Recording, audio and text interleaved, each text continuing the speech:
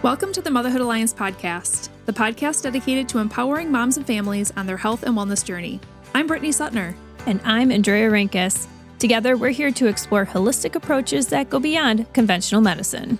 Each week, we dive into topics that matter most to you.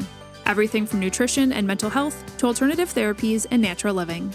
And whether you're a new mom navigating the early stages of parenthood or a seasoned pro looking for new ways to support your family's well-being, you're in the right place.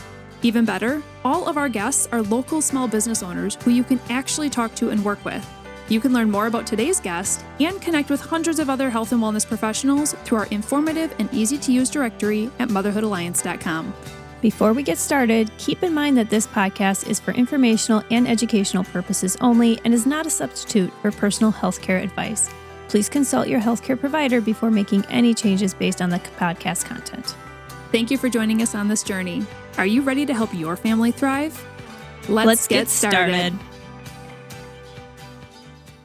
Hi, we are Britt and Drea from motherhoodalliance.com, and we're excited to welcome you to a 4-episode series with Cassie Groeschl, the owner of Wellness That Fits based out of Green Bay, Wisconsin.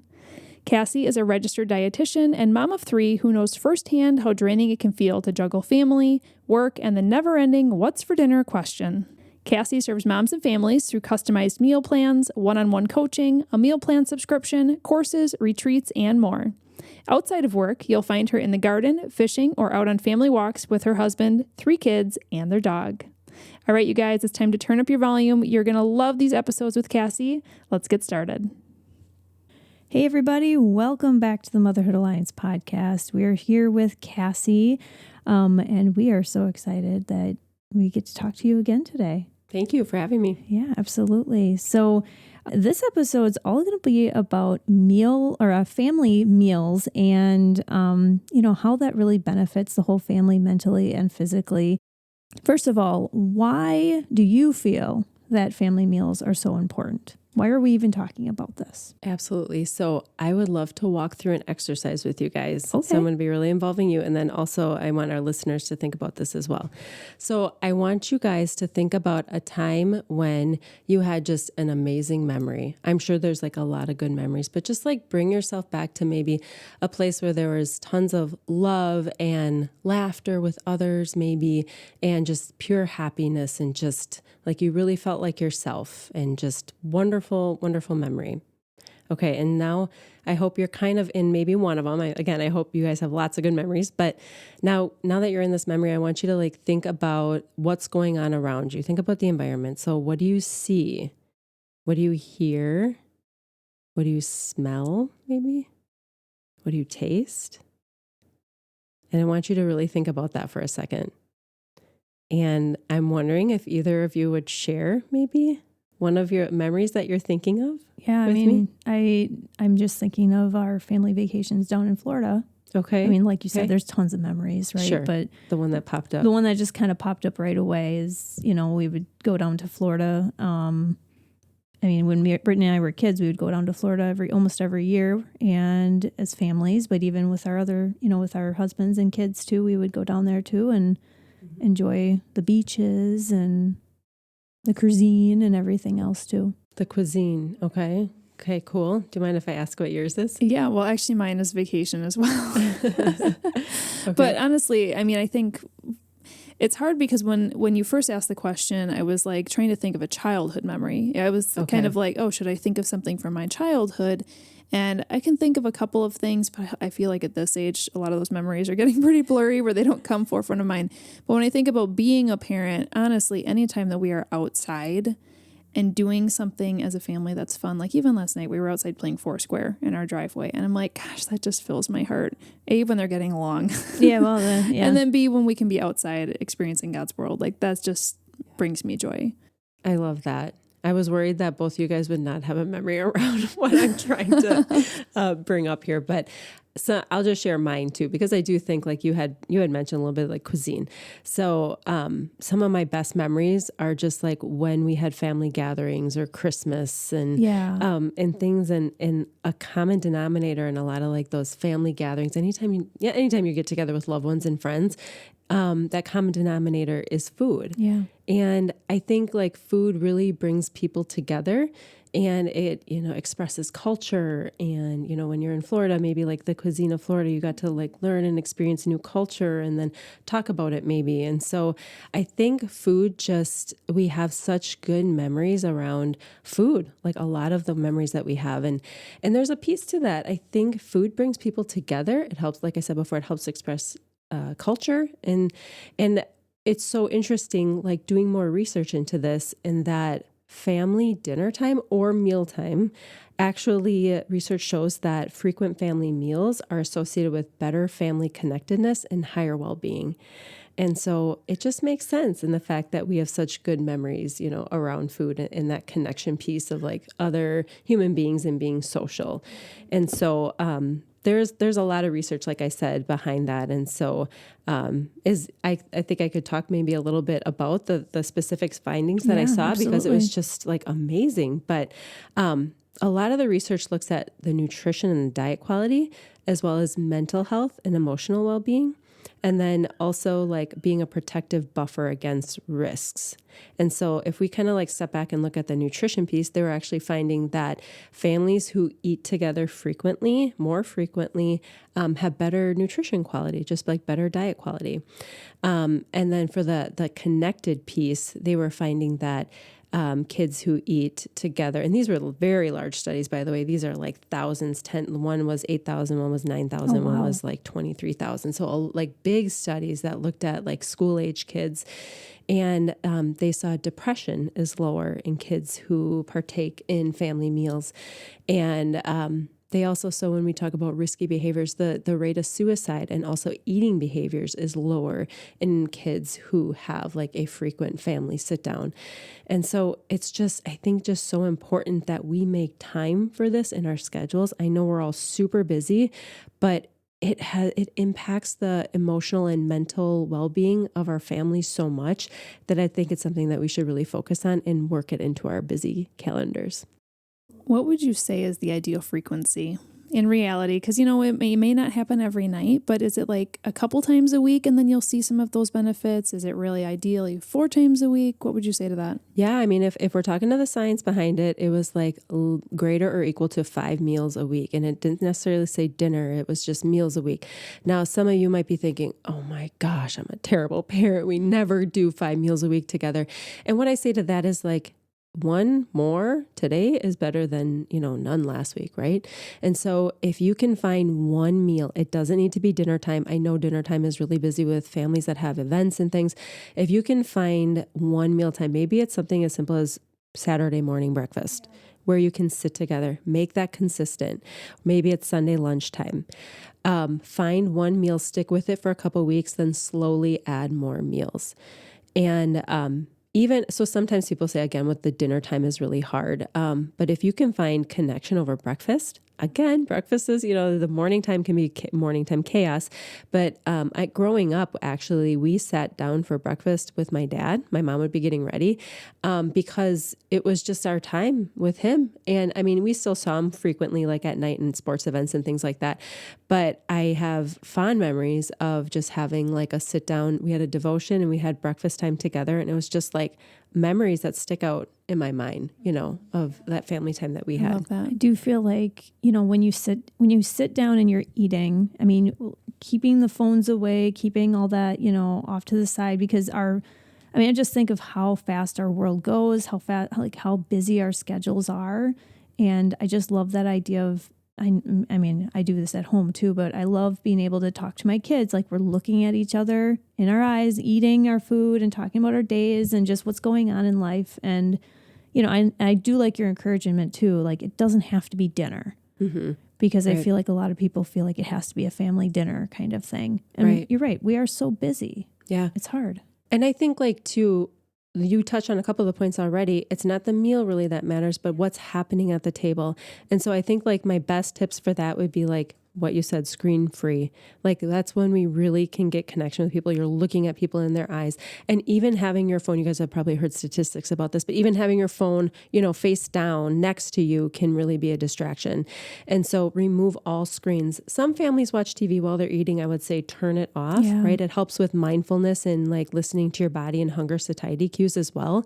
And even if you're eating together as a family at the TV, I would say maybe just try to turn the TV off and talk to each other. But yeah, that no screen time is key.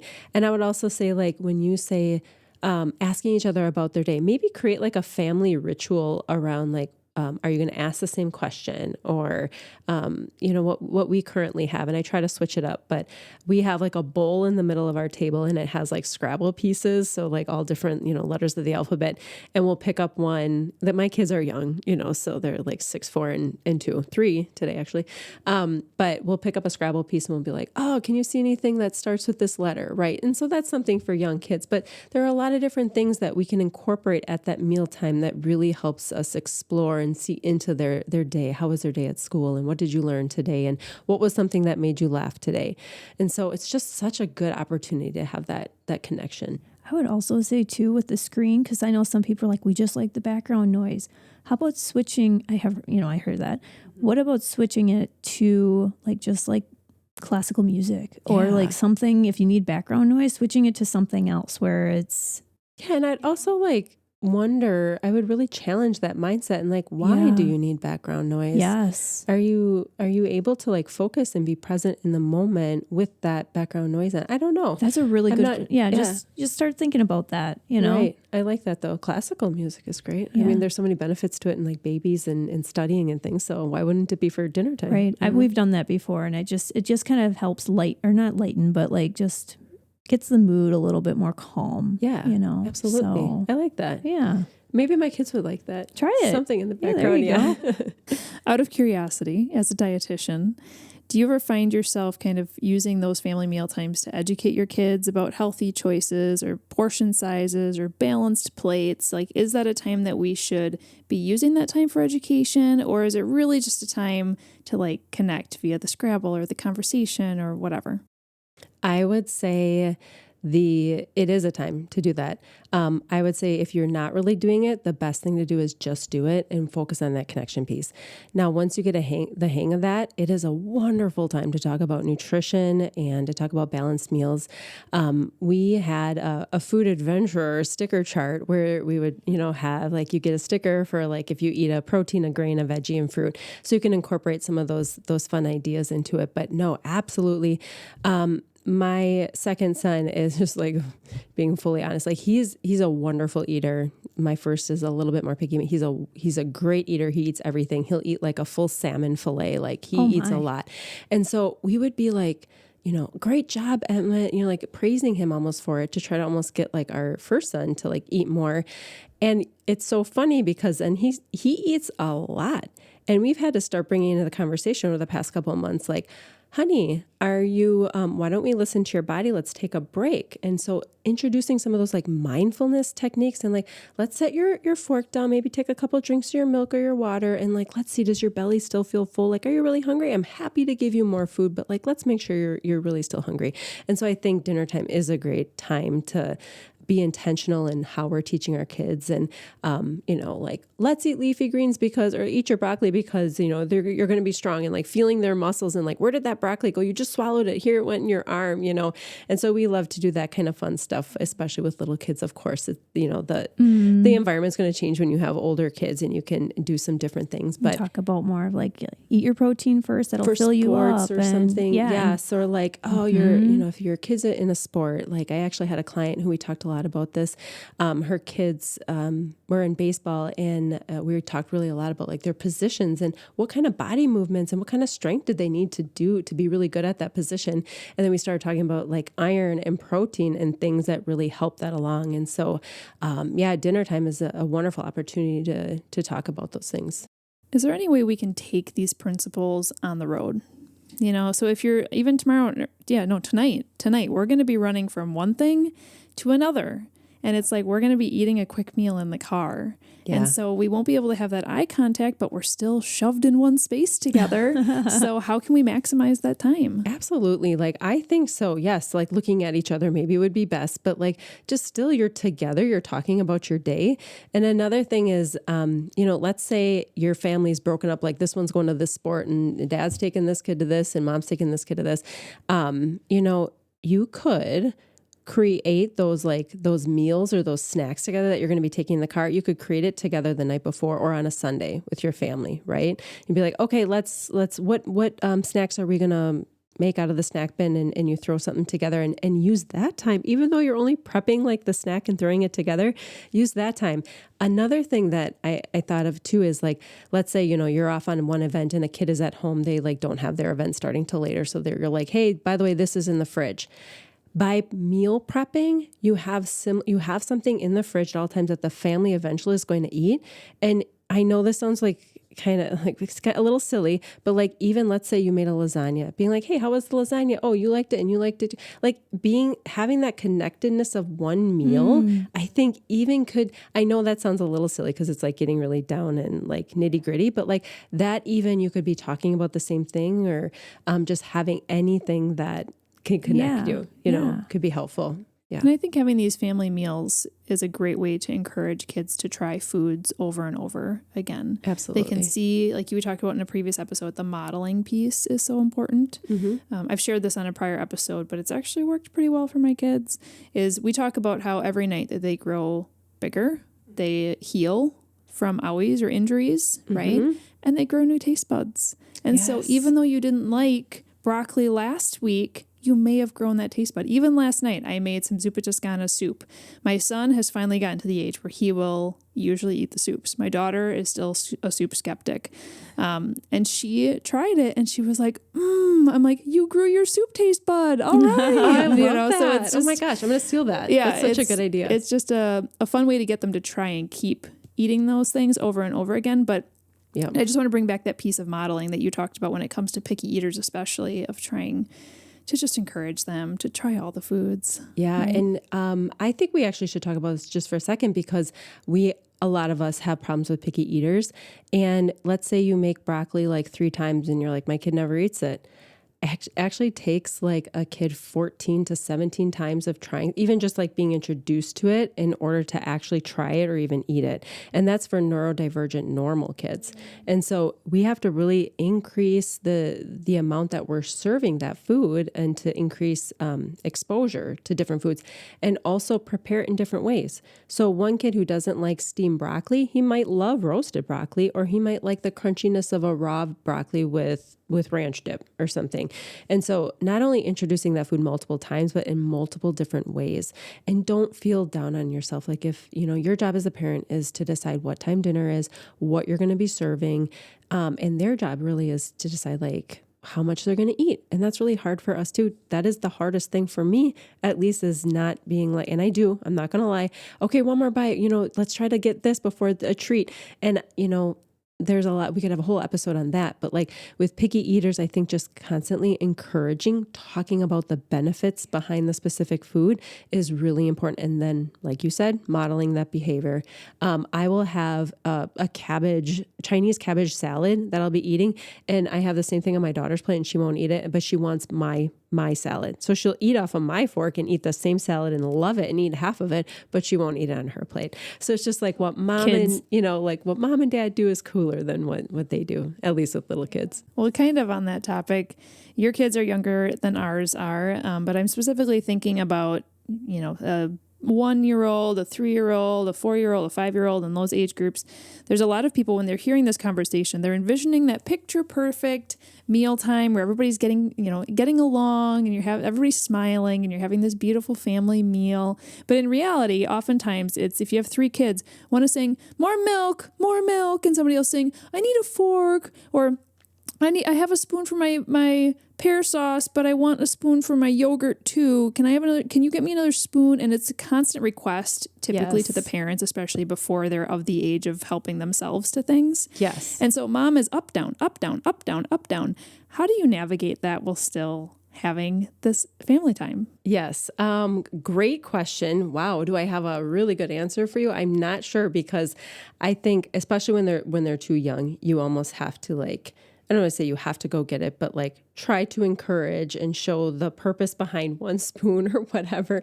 But I do think even like my 3-year-old, I'll say, go get a fork. So I mean, I think as moms, we think we need to be doing everything, and oh my gosh, we put so much on ourselves. I'm like, to my 4-year-old, I'm like, go get your own milk. Yeah. And we just started that recently, but he knows where the little stool is. He knows how to be careful. Obviously, if it's like a super full gallon of milk, I will help with that. But like trying to encourage those life skills in our kids so that they can start realizing, oh my gosh, I can do this on my own. And guess what? If they go get their own fork and they go pour their own milk, they're probably gonna, use that fork to eat, and they're probably gonna drink all their milk like you want them to do. Well, it gives them more confidence too, right, to just do what they're like, oh, I need a fork.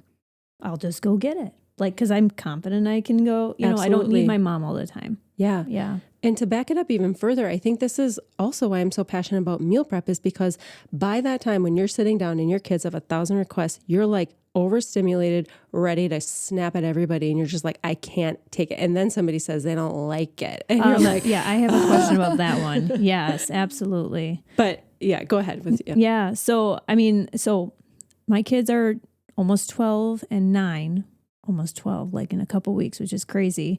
But even like I made some food the other day, they kind of like the smell of it. We sit down and then they look at it like, oh, I don't like that. And I'm like, you didn't even try, Mm-hmm. And I have some ways of like talking to them about this, but what is your thoughts on this? Because sometimes it's like, why do I even try? I should just give them chicken nuggets every night because they just like that, and nobody's going to complain, and I'm not going to hear about it. You know what I mean? Yep. Like, I'm trying to give you nutrient-dense food here. Yep. So here's another thing where, again, I don't have a magic wand too. It's going to be one of those things that we be consistent at as parents, that we are going to serve them, healthy foods, and they have the option to eat that food or not. Now, in my family, we do have you need to try it. Yeah. And then also on their plate, I put, like, if it is a new food, I'll also put something that they're really familiar with. And even just the other night, I don't do this all the time, but I'll sometimes put the dessert on the plate too, so that they know, like, okay, like I still get a dessert, but you still need to eat, like, you still need to try this other food. So again, I don't have like a magic wand for you. I think as parents, we just need to be strong in our values and our beliefs and say, I would like you to try it, and it gets exhausting. But here's back to that point of the exhaustion and the overstimulation.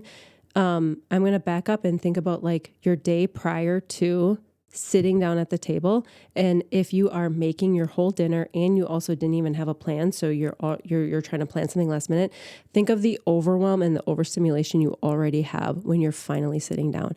So like, let's say you come home and you don't even have a meal plan, right? You're like, I don't know. Okay. I'll throw something together quick. So already you're mentally exhausted because you also probably work too. And then let's say you prep the whole meal, and let's say it's quick. It was 20, 30 minutes, but you're like, got to wipe this kid's butt, got to do this, got to run these. Kitchen's a disaster. This one's fighting over how long a goldfish lives. Like, you're just like, oh my gosh, you're this moderator. So you're overstimulated, even more exhausted, and you're prepping food. And then you finally sit down and you're just like, done, checked out, just, and somebody makes a comment or a kid doesn't want to eat. I don't want it. Yeah. And so that's why it's just, that's like the tipping point. Yeah. And that's again why I'm like, if you prep most of the stuff ahead of time, you come at dinner time almost with a more peace and more calm, so that you can handle those things. You can take a breath instead of just eat it, which I've definitely done. But you can be like, oh my goodness, you don't like that, do you? Okay, well, let's think about what we can do about this. Well, in this family, we do have to try the food, and let's think about, do you know what that's even good for? Like, I bet you don't know. And then they're kind of like, what, Mom? And then you like kind of talk about like what it's good for, like what we already mentioned, how it can nourish their bodies, how it can help in school, obviously gear it toward like their life and what they're experiencing. Are they trying to win an award or do something, book What's event in it or for something? them? What's in it for What's them, in right? it for them? Mm-hmm. And like tie it to that. And you just have so much more sanity to be able to do that. Because I will tell you, if I had to do all the things ahead of time, I'd be like, nobody talk to me. Right, and just exactly. shush. I'm gonna go. I'm going in this corner over here, and no one can talk to me, and no one complains. Well, and I think from when my kids were little, I'll give a shout out to Daniel Tiger here, because there was a book, Daniel Tiger book, that we were reading one night, and in that book, somebody didn't care for something and they said, it's not my favorite. Yes. And so I instilled that rule.